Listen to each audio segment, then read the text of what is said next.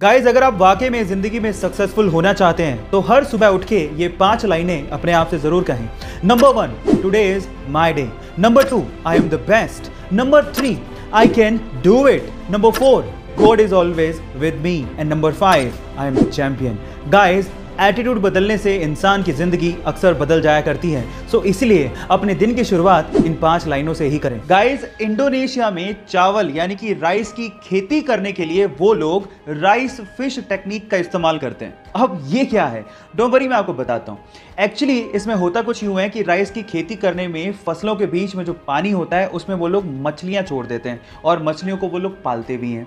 अब होता कुछ यूं है कि मछलियों की ड्रॉपिंग बेसिकली किस तरह से काम करती है, फर्टिलाइजर की तरह से, और मछलियां एक्चुअली पेस्ट और इंसेक्ट्स को खा भी लेती हैं। अब इससे डबल फायदा हो गया, फर्टिलाइजर की जरूरत नहीं पड़ी, पेस्टिसाइड की भी जरूरत नहीं पड़ी, और इससे जो ऑक्सीजन की सर्कुलेशन होती है उससे 10% ज्यादा पैदावार होती है चावल की। लाइफ में सक्सेसफुल होने के लिए सेल्फ कंट्रोल का होना बहुत ज्यादा जरूरी है, और अगर आपको लगता है कि आप में सेल्फ कंट्रोल की बहुत ज्यादा कमी है और आप इसे बढ़ाना चाहते हैं तो मेरे पास आपके लिए एक सिंपल सा तरीका है। इसके लिए आपको क्या करना है, अपना डेली रूटीन का वर्क अपने नॉन डोमिनेंट हैंड से करना है। अब ये नॉन डोमिनेंट हैंड क्या होता है? मान लीजिए कि आप अपना सारा काम अपने राइट हैंड से करते हैं, तो इसका मतलब आपका राइट हैंड आपके लिए डोमिनेंट हैंड हो गया, तो इसका मतलब आपका लेफ्ट हैंड आपके लिए नॉन डोमिनेंट हैंड हो गया।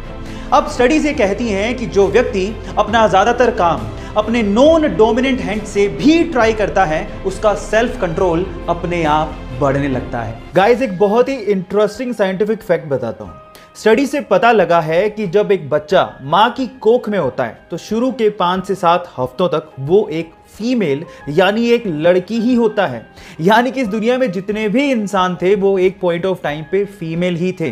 5 से 7 हफ्तों के बाद उनमें ऑर्गन्स डेवलप होने शुरू होते हैं। मोटापा बीमारियों का घर होता है और उसकी वजह से हमें बहुत सारी प्रॉब्लम्स का सामना भी करना पड़ता है। लेकिन गाइस मैं आपको आपकी जानकारी के लिए बता दूं कि जो लोग स्लो ईटर्स होते हैं, मतलब जो खाने को धीरे धीरे चबा के इत्मीनान से खाते हैं, उनके मोटे होने की संभावना काफ़ी कम होती है। लेकिन मोटे लोगों के साथ ऐसा नहीं होता है। मोटे लोग, आपने कभी गौर किया हो तो वो बहुत ज़्यादा फास्ट खाते हैं, चबा के नहीं खाते। इस वजह से उनके मोटापे की प्रॉब्लम और ज़्यादा बढ़ते जाती है।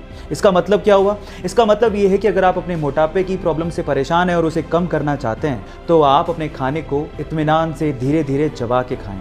आपने कहावत तो सुनी होगी, 32 बार चबा के खाना, जिससे आपका जो खाना होता है वो अच्छे से क्रश हो जाता है। और ये करने से, इस हैबिट को अपनाने से आप अपने मोटापे को कंट्रोल कर सकते हैं।